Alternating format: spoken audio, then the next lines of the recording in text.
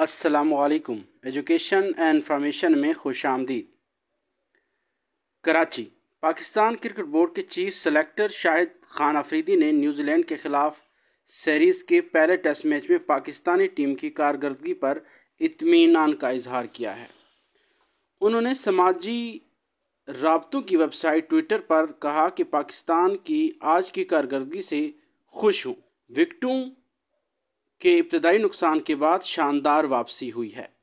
شاہد افریدی، جو کہ اس وقت پاکستان کرکٹ بورڈ کے چیف سلیکٹر ہیں، اور اس حوالے سے انہوں نے یہ خبر اپنے ٹویٹر اکاؤنٹ پر جاری کی۔ مزید اس کا کہنا تھا کہ بابر اعظم کی ایک اور شاندار اننگز پر نیک تمناؤں کا اظہار کرتا ہوں، جبکہ سرفراز کی کارکردگی پر کہا کہ انہوں نے بھی اپنے انتخاب کو درست ثابت کر دیا اور دباؤ کے باوجود شاندار اننگز پیش کی۔